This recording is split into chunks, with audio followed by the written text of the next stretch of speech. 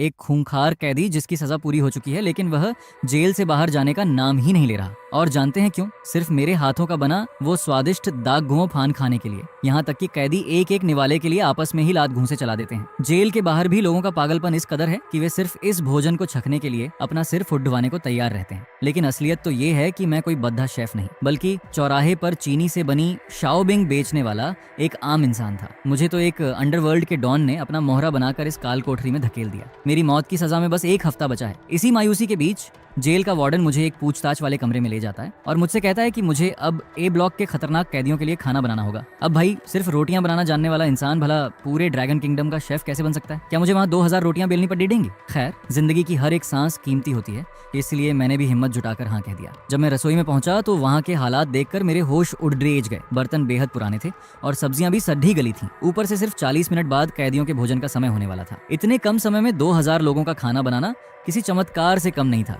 अगर समय पर खाना नहीं बना तो वार्डन तो छोड़ो, वो खूंखार कैदी ही मुझे जिंदा चबा जाएंगे। तभी अचानक मेरे दिमाग में एक गॉड लेवल रेसिपी गाथोडांग सूप फ्लैश होती है। मेरी उंगलियां अपने आप चलने लगती हैं और मैं काम पर लग जाता हूँ। दूसरी तरफ ए ब्लॉक के मैदान में यहाँ का बेताज बादशाह पीटर धूप सेक रहा था। चाहे जेल के अंदर हो या बाहर, उसका खौफ हर जगह है। वह अपनी गैंग के साथ डाइनिंग हॉल के बाहर आकर दहाड़ता है। अगर आज का खाना भी पहले जैसा बकवास हुआ ना, तो बनाने वाले को कल के जैसे ही सीधे भगवान के पास भेज देंगे। डाइनिंग हॉल का सिपाही सिलाश समय देखकर घबरा जाता है। वह रसोई की तरफ देखता है जहां मैं अकेला जूझ रहा था। उसे मेरी फिक्र थी, इसलिए वह मेरी मदद के लिए अंदर आता है। लेकिन अंदर का नजारा देखकर उसकी आंखें फटी की फटी रह जाती हैं। वहां 50 बड्ढे बड्ढे बर्तनों में सफेद सूप जैसी कोई चीज उबल रही थी, जो दिखने में बेहद साधारण थी। सिलाश कहता है, खाना परोसने के बाद मैं तुम्हें यहाँ से सुरक्षित निकाल लूंगा, वरना ये कसाई तुम्हें बख्शेंगे नहीं। बाहर कैदी दरवाजा पीटने लगे थे। वैसे तो पीटर के आदमी ही खाना परोसते हैं, इसलिए हम दोनों ने तेजी से बर्तनों को काउंटर पर लगाया। पीटर अपने चेलों के साथ अंदर आता है और काडी डी डी डी एच की आवाज में पूछता है, सिलाश, नया शेफ कहाँ है? सिलाश बिना डरे कहता है, वह आपसे नहीं मिल सकता। पीटर अपने चेले स्किन्नी मंकी को खाना लाने भेजता है, लेकिन जैसे ही वह गुंडा बर्तन को देखता है, वह दंग रह जाता है और चिल्लाता है, क्या यह सुअरों का खाना है? पीटर का चेहरा गुस्से से लाल हो जाता है। वह काउंटर की तरफ बढ़ता है। काउंटर पर सफेद गारा सूप देखकर पीटर के सब्र का बांध टूट जाता है। उसकी आंखों में खून उतर आता है। अगर उसने ऐसा खाना खाया तो उसका साम्राज्य खतरे में पड़ी डी जाएगा। सिलाश डर के मारे पीछे हट जाता है। उसकी हथेलियां पसीने से भीग जाती हैं। अपनी जान बचाने के लिए वह एक झूठी कहानी करता है। पीटर, रुको, ये कोई आम खाना नहीं है। इसे ईस्ट के एक रहस्यमयी गॉड लेवल शेफ ने बनाया है, जिसने पूरी डार्क कुलिनरी दुनिया को घुटनों पर ला दिया था। पीटर को कुछ शब्द समझ नहीं आते, लेकिन कहानी सुनकर उसकी उत्सुकता जाग जाती है। वैसे तो मुझे भी कुछ शब्द समझ नहीं आए। खैर, वह पूछता है, इस डिश का नाम क्या है? सिलाश हकलाते हुए कहता है, गठोडंग सूप। पीटर खुद खाने से पहले एक कटोरी सूप अपने वफादार चेले स्किनी मंकी की तरफ बढ़ाता है। ये सूप पहले तुम पियोगे। स्किनी मंकी कांपते हाथों से कटोरी उठाता है। उसे सिलाश की बातों पर शुरू से ही रत्ती भर भरोसा नहीं था, लेकिन बॉस का हुक्म टालने की औकात भी नहीं थी। वह जैसे ही पहला घूंट लेता है, अगले ही पल उसका पूरा बदन सुन्न हो जाता है। ऐसा लगता है जैसे उस पर बिजली गिर गई हो। एक अजीब सा सुकून और ममता का एहसास उसकी रग रग में दौड़ जाता है। उसे लगता है जैसे वह अपनी माँ की गोद में लेटा हो। यहाँ तक कि उसे साक्षात भगवान मुस्कुराते हुए नजर आते हैं। उसकी आंखों से आंसू छलक पड़ जाते हैं। ये देखकर पीटर हैरान रह जाता है और खुद एक बड़ी कटोरी सूप गटक जाता है। तभी पीटर भी भावनाओं के समंदर में बह जाता है। उसे बचपन के वो दिन याद आने लगते हैं जब माँ उसे पालने में झुलाया करती थी। वह फूट फूट कर रोने लगता है। सिपाही सिलाश ये देखकर अपना सिर पकड़ ही लेता है। साला, ये क्या बवासीर है? सिर्फ सूप पीकर ये खूंखार हत्यारे रोने लगे? इन्होंने कभी असली खाना नहीं खाया क्या? खैर, जो भी हो, फिलहाल के लिए तो मेरी जान तो बच गई थी। पीटर और उसके चेले पागलों की तरह पूरा बर्तन साफ कर देते हैं। यहाँ तक कि आखिरी बूंद के लिए 2 गुटों में भयंकर लात घूंसे चल जाते हैं,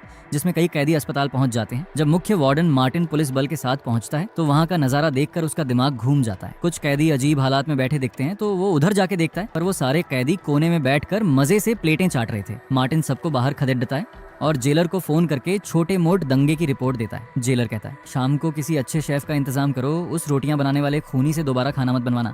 एक बार मामला संभल गया, यही बहुत है। मार्टिन हाँ तो कह देता है, लेकिन मन ही मन सोचता है, उस शेफ के अलावा अब कैदियों को शांत रखने का कोई और रास्ता नहीं है। रसोई में मैं अपनी कामयाबी पर मुस्कुरा रहा था। दरअसल खाना बनाने से पहले मेरे सिस्टम में एक big pot cooking system activate हो गया था। दोपहर की नींद से जागने के बाद मुझे 2000 से ज्यादा सेटिस्फैक्शन पॉइंट्स मिल चुके थे। 3000 पॉइंट्स होते ही मैं एक डेथ पेनल्टी पोस्टपोनमेंट कार्ड जीत सकता था।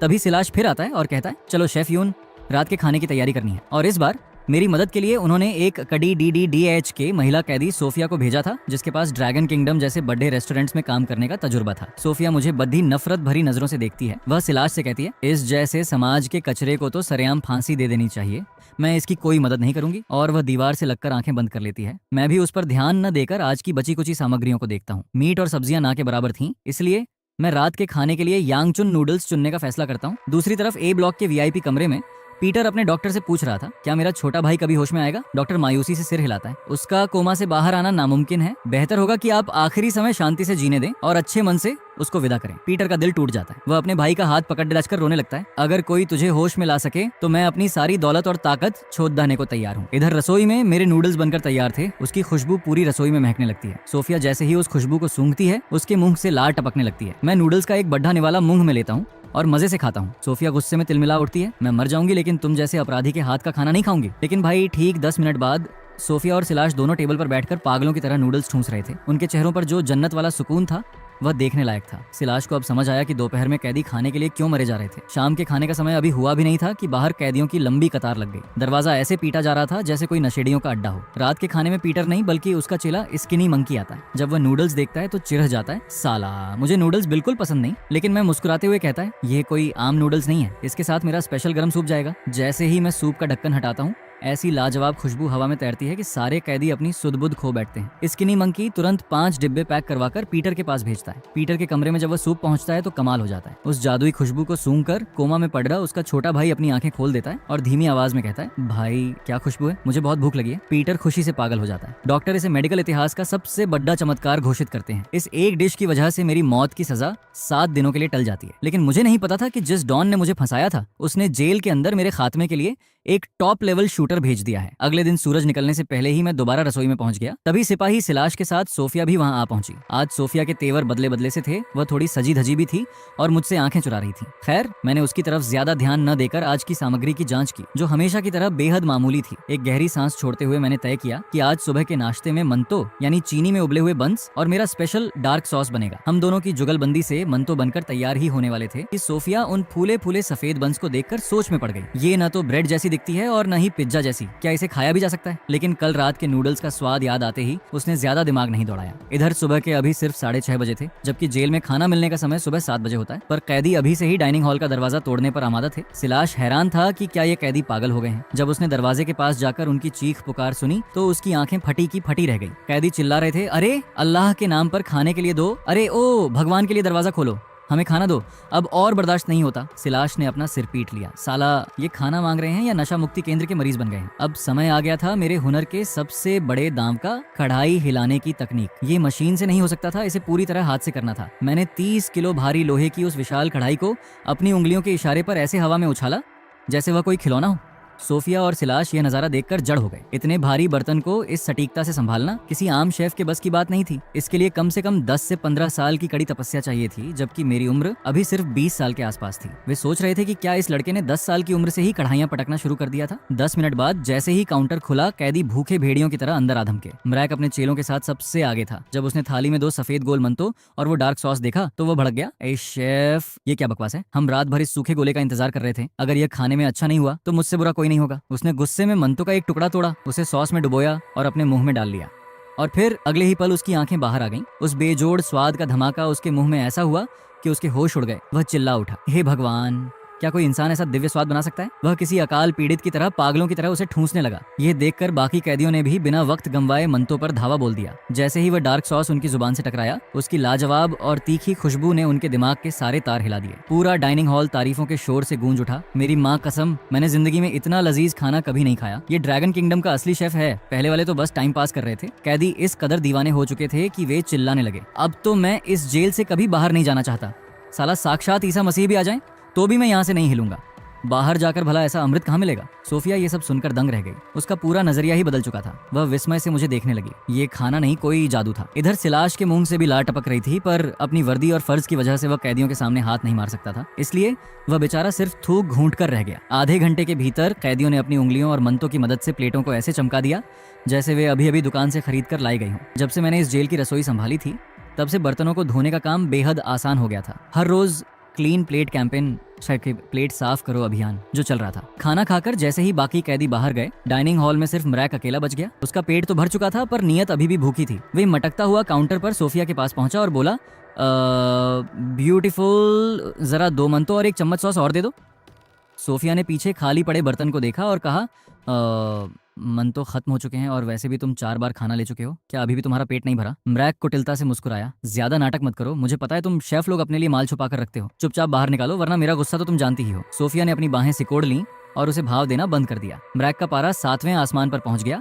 उसने गुस्से में अपनी थाली हवा में उछाल दी। सोफिया ने बड़े आराम से थोड़ा बगल हटकर खुद को बचा लिया और वह थाली पीछे की दीवार में जाकर इतनी जोर से टकराई कि दीवार पर डेंट पड़ गया। म्रैक पूरी तरह बौखला गया और गुस्से में तमतमाता हुआ सीधे रसोई के अंदर घुस आया। लेकिन जैसे ही उसकी नजर सोफिया के कड़क अंदाज और उसके हाथ में चाकू पर पड़ी, उसके इरादे डगमगा गए। पर अपनी मर्दानी दिखाने के लिए वह उसकी तरफ झपटा। इससे पहले कि सोफिया कुछ करती, पीछे से हवा को चीरती हुई एक आवाज आई। मैंने अपनी वही 30 किलो की काली भारी खड़ाई हवा में ही ऐसी घुमाकर मारी कि वह ग्वांग की आवाज के साथ सीधे स्किनी मंकी के मुंह पर जाकर बैठी। उसका पूरा चेहरा लाल हो गया, सिर के चारों तरफ तारे घूमने लगे और वह लड़खड़ाकर जमीन पर गिर पड़ा। मेरे इस खौफनाक और गॉड लेवल बाहुबल को देखकर उसकी बत्ती गुल हो गई थी। वह कांपते हुए पीछे हटा और अपनी उंगली मेरी तरफ उठाकर हकलाते हुए बोला, तुम एक मामूली शेफ होकर मुझ पर हाथ उठाने की हिम्मत कैसे की? तुम्हें पता नहीं है ए ब्लॉक में मेरी क्या पहचान है? तुम दोनों अब भुगतने के लिए तैयार रहो। और वह अपना आधा मुंह छुपाकर दुम दबाकर वहां से भाग निकला। सिलाश ने तुरंत मेरे पास आकर दबी आवाज में चेतावनी दी, शेफ यून, तुमने बहुत बड़ी मुसीबत मोल ले ली है। इस स्किनी मंकी का ताल्लुक जेल के सबसे खतरनाक गुट से है और डॉन ब्रूनो के साथ इसके रिश्ते बेहद गहरे हैं। वह पक्का ब्रूनो के पास बदला लेने गया होगा। सिलाश कानून के मुताबिक इस कैदियों की आपसी रंजिश में दखल नहीं दे सकता था, लेकिन वह मेरी मदद करना चाहता था। तभी सोफिया ने धीरे से पीछे से मेरा कुर्ता खींचा। उसकी आंखों में मेरे लिए फिक्र और माफी के भाव थे। मैं कुछ कहने ही वाला था कि रसोई का दरवाजा धड़ाम से खुला। सामने महाडॉन ब्रूनो अपने 2 खूंखार और भारी भरकम गुर्गों के साथ खड़ा था। तभी सामने से रोता हुआ पतला बंदर आया। ब्रूनो भाई, उस कमीने शेफ ने मुझे मारा, आपको मेरी लाज रखनी होगी। ब्रूनो ने पहले स्किनी मंकी को देखा, फिर घूमकर मेरी तरफ देखा जो एकदम शांत खड़ा था। ब्रूनो ने एक ठंडी सांस ली, अपने हाथ के कड़े को चमकाया और छटाक एक जोरदार थप्पड़ सीधे पतले बंदर के मुंह पर जड़ दिया। स्किनी मंकी हवा में गोल घूम गया। इससे पहले कि कोई कुछ समझ पाता, ब्रूनो तेजी से आगे बढ़ा और मुझसे कुछ दूरी पर ही घुटनों के बल जमीन पर बैठ गया और अपना सिर झुकाकर बोला, उस्ताद यून, मुझे माफ कर दीजिए, ये बदतमीज चेला आपके रुतबे को नहीं जानता था। आप बड़े दिल वाले हैं, इस कीड़े की खता को बख्श दीजिए और मुझे अपनी शरण में ले लीजिए। यह नजारा देखकर सिलाश, सोफिया और डाइनिंग हॉल की हवा मानो वहीं जम गई। सिलाश की आंखें फटी की फटी रह गईं कि जेल का सबसे बड़ा दरिंदा ब्रूनो एक शेफ के सामने भीगी बिल्ली बना बैठा था। मैंने अपनी भौहें सिकोड़ी और पूछा, क्या हम एक दूसरे को जानते हैं? ब्रूनो ने चापलूसी भरी मुस्कान के साथ बड़े ही अदब से बोला, उस्ताद यून, मेरे बड़े भाई पीटर ने कहा है कि आज से आप ही हमारे माई बाप हैं और आप हमारे लिए भगवान समान हैं। आपके उस जादुई यांगचुन नूडल्स और सूप के स्वाद ने मेरे भाई कीला को कोमा से जगा दिया है। बड़े भाई ने खुद आपको याद किया है, कृपया हमारे साथ चलिए। ब्रूनो के पीछे पीछे मैं VIP ब्लॉक 001 नंबर बैरक की तरफ बढ़ गया। रास्ते में सोफिया को सिलाश वापस E ब्लॉक की तरफ ले जा रहा था, लेकिन जैसे ही सोफिया ने गलियारे में एक दूसरे कैदी के चिल्लाने की आवाज सुनी, उसके कदम ठिठक गए। वहाँ एक कैदी जेल के पिंजरे को पीटते हुए वार्डन पर चिल्ला रहा था, सालो, मैं जेल से बाहर नहीं जाऊंगा। मेरी सजा भले ही पूरी हो चुकी है, लेकिन मैं रिहा नहीं होना चाहता। बाहर भला ऐसा अमृत जैसा खाना कहाँ मिलेगा? मुझे यहीं रखो वरना मैं खुद को चोट पहुंचा लूंगा। ये पागलपन देखकर सोफिया और सिलाश एक दूसरे का मुंह ताकने लगे। उन्हें समझ आ गया था कि मेरे खाने का जादू अब पूरी जेल के सिर चढ़कर बोल रहा था। दूसरी तरफ जेल के B ब्लॉक में एक अलग ही कहानी चल रही थी। वहाँ की बेताज रानी आवेला, जो एक कुख्यात और रसूखदार महिला डॉन थी, इस वक्त अपने एक गुर्गे की क्लास लगा रही थी। वह गुर्गा डर से कांपते हुए बोला, बॉस, मेरी खता माफ कर दीजिए। मैं A ब्लॉक में अपनी मर्जी से नहीं गया था, बल्कि वहाँ का खाना ही इतना लाजवाब है कि मैं खुद को रोक नहीं पाया। आवेला हैरान रह गई। उसने तेज आवाज में पूछा, क्या बकवास है? सिर्फ एक वक्त के खाने के लिए तुमने B ब्लॉक की नाक कटवा दी? गुर्गे ने गिड़गिड़ाते हुए कहा, बॉस, मैं सच कह रहा हूँ, कल रात मैंने वहाँ के यांगचुन नूडल्स खाए थे। स्वाद ऐसा था कि मैं रात भर सो नहीं पाया और आज सुबह तो मैंने $1000 की रिश्वत देकर वहाँ से सिर्फ एक मंतो और डार्क सॉस मंगवाया है। आप खुद चक्कर देख लीजिए। आवेला ने जब प्लेट में सजे मंतो और उस खुशबूदार गाढ़े सॉस को देखा तो उसने बिना वक्त गंवाए एक निवाला अपने मुंह में डाल लिया और फिर जैसे ही वह स्वाद उसकी जुबान से टकराया, उसकी हरी आंखें फटी की फटी रह गईं। वह अपनी कुर्सी से खड़ी हो गई। ऐसा लग रहा था जैसे स्वाद का कोई बवंडर उसके दिमाग में फूट पड़ा हो। उसके हाथ कांपने लगे। वह मंतो को सॉस में डुबो कर ऐसे ठूंसने लगी जैसे उसने सदियों से कुछ खाया ही ना हो। पूरी प्लेट साफ करने के बाद वह हांफते हुए अपने सेक्रेटरी मिलर से बोली, मिलर, मुझे ये शेफ हर हाल में चाहिए। अगर A ब्लॉक में ऐसा शेफ है और हमारे पास नहीं, तो B ब्लॉक के सारे कैदी वहाँ भाग जाएंगे। जाओ और आज दोपहर के खाने में किसी भी तरह A ब्लॉक का खाना यहाँ लेकर आओ। मैं देखना चाहती हूँ कि उस शेफ के हुनर की सीमा क्या है। दोपहर होते ही मैं और सोफिया रसोई में फिर से जुट गए। आज जेल प्रशासन ने मेरे हुनर से खुश होकर बहुत सारी ताजी सब्जियां, मीट और लाल मिर्च भिजवाई थी। मैंने तय किया कि आज ड्रैगन किंगडम की सबसे मशहूर dish dishes and cure great dragon feast stew बनेगी। मैं सोफिया को एक एक स्टेप समझा रहा था ताकि वह भी इस हुनर को सीख सके और आगे चलकर मेरा काम काम थोड़ा हल्का हो सके। तभी डाइनिंग हॉल का भारी दरवाजा खुला। इस बार वार्डन मार्टिन खुद पुलिस की टुकड़ी के साथ ए ब्लॉक के डाइनिंग हॉल में आया था। उसके पीछे पीटर और ब्रूनो अपनी पूरी गैंग के साथ बेहद अनुशासित तरीके से अंदर आए। स्किनी मंकी और उसके साथी काउंटर के सामने आए और इस बार उन्होंने गुंडागर्दी नहीं की, बल्कि पूरे 90 डिग्री झुककर मुझे और सोफिया को सलाम ठोका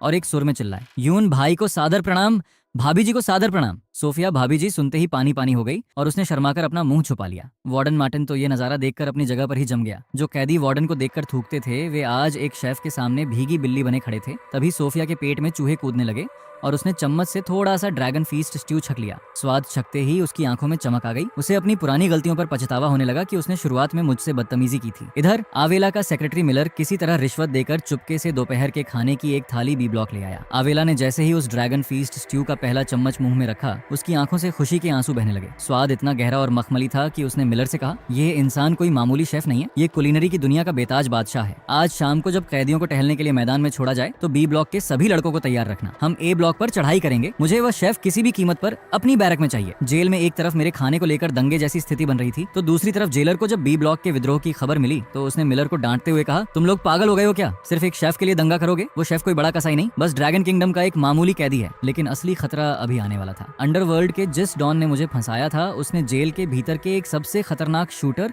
और जल्लाद व्हाइट डेविल को मेरी सुपारी दे दी थी। व्हाइट डेविल अपनी कोठरी में बैठा हुआ कुटिलता से मुस्कुरा रहा था। अच्छा, तो ए ब्लॉक का वो नया शेफ ही सबका चहेता बना हुआ है, शेफ यून। दुआ करना कि आज रात का तुम्हारा खाना आखिरी ना हो, क्योंकि आज रात मैं तुम्हें हमेशा के लिए सुलाने आ रहा हूँ। रात के सन्नाटे में पूरी जेल गहरी नींद में सो रही थी, लेकिन ए ब्लॉक की 009 नंबर कोठरी में मौत का साया मंडरा रहा था। अंडरवर्ल्ड डॉन का भेजा हुआ शूटर व्हाइट डेविल बिल्ली के कदमों से चलता हुआ मेरी कोठरी के बाहर आ पहुंचा। उसके हाथ में एक धारदार लोहे की चेन चमक रही थी। वह कुटिलता से मुस्कुराया, तो यही है वो शेफ जिसने पूरी जेल को अपना दीवाना बना रखा है। यून, अब तेरा आखिरी वक्त आ गया है। जैसे ही उसने कोठरी का ताला खोलने की कोशिश की, अचानक पीछे से एक साया उभरा। वह कोई और नहीं बल्कि 30 किलो की काली कढ़ाई हाथ में लिए महाडॉन ब्रूनो था। ब्रूनो ने कड़क कर कहा, हमारे अन्नदाता पर हाथ उठाने से पहले तुझे मुझसे गुजरना होगा कसाई। व्हाइट डेविल ने पैंतरा बदला और ब्रूनो पर हमला कर दिया। दोनों के बीच कोठरी के बाहर भयंकर हाथापाई शुरू हो गई। चेन और कढ़ाई के टकराने की आवाजों से सन्नाटा टूट गया। व्हाइट डेविल फुर्तीला था, लेकिन ब्रूनो के शरीर में मेरे बनाए भोजन की असीम ताकत दौड़ रही थी। ब्रूनो ने एक जोरदार वार करके व्हाइट डेविल को दीवार से दे मारा और चिल्लाया, सिलाश, वार्डन को बुलाओ। तभी सिपाही सिलाश पुलिस बल के साथ वहां आ पहुंचा और व्हाइट डेविल को चारों तरफ से घेर कर काल कोठरी में डाल दिया गया। मेरी जान एक बार फिर बच चुकी थी और इस बार जेल के सबसे बड़े डॉन ने खुद मेरी ढाल बनकर मेरी रक्षा की थी। सुबह होते ही जेलर का वार्डन मार्टिन के पास फोन आया। उसका लहजा बदला हुआ था। वह बोला, मार्टिन, उस चीनी शेफ यून का जलवा सिर्फ ए और बी ब्लॉक तक सीमित नहीं रहा। जेल के सबसे कड़े और वीआईपी डी ब्लॉक से बुलावा आया है। वहाँ के सबसे रसूखदार और बूढ़े डॉन लीफू हेनरी का आज 80वां जन्मदिन है। हेनरी ने साफ कहा है कि अगर उनका जन्मदिन का खाना यून ने नहीं बनाया तो वे जेल प्रशासन की ईंट से ईंट बजा देंगे। शेफ यून को तुरंत डी ब्लॉक ट्रांसफर करो। वार्डन मार्टिन और सिलाश मुझे लेकर डी ब्लॉक पहुंचे। ये जगह जेल कम और किसी महल जैसी ज्यादा दिखती थी। यहाँ सिर्फ 10 सबसे अमीर और रसूखदार कैदी रहते थे, जिन्हें आलीशान सिंगल रूम मिले हुए थे। सोफिया को भी मेरी मदद के लिए पहले ही वहां भेज दिया गया था। जैसे ही मैं हेनरी के आलीशान कमरे में दाखिल हुआ, सफेद बालों वाले बूढ़े हेनरी ने सिगार का धुआं उड़ाते हुए मुझे ऊपर से नीचे तक देखा और भारी आवाज में बोले, तो तुम ही हो वो लड़के जिसके चर्चे पूरी जेल में है? याद रखना, मेरी उम्र 80 साल है और मेरे दांत अब कमजोर हो चुके हैं। मुझे सिर्फ शाकाहारी वेज खाना चाहिए, लेकिन उसमें स्वाद ऐसा होना चाहिए कि मेरे बूढ़े साथी उंगलियां चाटते रह जाएं। अगर खाना बकवास हुआ तो तुम्हारी मौत की सजा आज ही मुकर्रर कर दी जाएगी। मैं रसोई में आया। वहाँ का नजारा देखकर मुझे थोड़ी राहत मिली, क्योंकि बर्तन और सामग्रियां एकदम आधुनिक थीं, लेकिन हेनरी की शर्त बेहद कठिन थी। शाकाहारी खाना जो चबाने में आसान हो और स्वाद में गॉड लेवल। तभी सिलाश बाहर से एक नई मशीन लेकर अंदर आया और मुस्कुराते हुए बोला, यून भाई, जेलर साहब ने आपके लिए स्पेशल ड्रैगन किंगडम से इम्पोर्टेड टोफू मेकर मशीन भेजी है। मशीन देखते ही मेरे दिमाग की बत्ती जली। मैंने सोफिया से कहा, आज हम बनाएंगे याद फीनिक्स टोफू। मैंने ताजी सोयाबीन से मखमली मुलायम टोफू तैयार किया। इसके बाद शुरू हुआ हुनर का असली जादू। मैंने अपनी तेज चाकू उठाई और उस बेहद मुलायम टोफू के टुकड़े को अपनी कला से तराशना शुरू किया। मेरी उंगलियां इतनी तेजी से चल रही थीं कि सोफिया और सिलाश सिर्फ आंखें फाड़े देखते रह गए। कुछ ही मिनटों में मैंने उस टोफू के टुकड़े को एक खूबसूरत उड़ते हुए फीनिक्स पक्षी के आकार में तब्दील कर दिया। ये खाना नहीं, कला का एक बेजोड़ नमूना था। हेनरी के कमरे में उनके 80वें जन्मदिन की महफिल सजी थी। जेल के कई बड़े बूढ़े रसूखदार कैदी टेबल पर बैठे थे। तभी सोफिया और मैं प्लेट लेकर कमरे में दाखिल हुए। जैसे ही प्लेट से ढक्कन हटाया गया, वहां मौजूद हर शख्स की आंखें फटी की फटी रह गईं। प्लेट के बीचों बीच टोफू का बना एक शानदार सफेद फीनिक्स पक्षी उड़ने की मुद्रा में सजा था।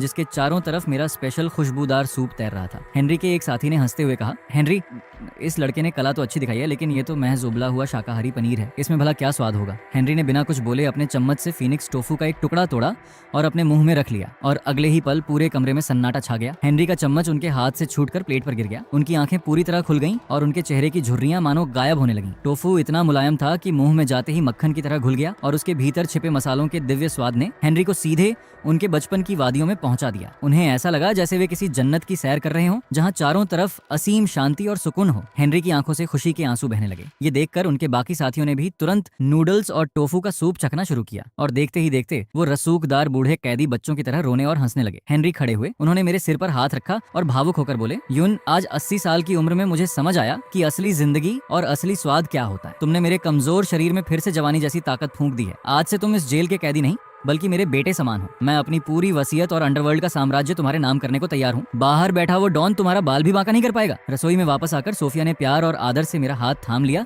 और बोली, यून, मुझे माफ कर देना कि मैंने शुरुआत में तुम्हें अपराधी समझा था। तुम सच में इस दुनिया के सबसे महान शेफ हो। तभी मेरे सिस्टम की स्क्रीन सामने फ्लैश हुई। बधाई हो, आपको 10,000 सेटिस्फैक्शन पॉइंट्स मिले हैं। Death penalty postponement card activated. मेरी मौत की सजा अब हमेशा के लिए टल चुकी थी, और इस पूरी जेल का हर एक ब्लॉक अब मेरे कदमों में झुक चुका था। मैं अब इस जेल का कैदी नहीं, बल्कि इस पूरी सल्तनत का बेताज बादशाह बन चुका था। तो दोस्तों, ये थी जेल के महाशेफ यून की पूरी और धमाकेदार कहानी। अगर आपको ये सफर पसंद आया तो वीडियो को एक बड़ा सा लाइक दें, चैनल को सब्सक्राइब करें और कमेंट में बताएं कि आपको यून की कौन सी डिश सबसे बेस्ट लगी। मिलते हैं अगली शानदार कहानी में, तब तक के लिए अलविदा।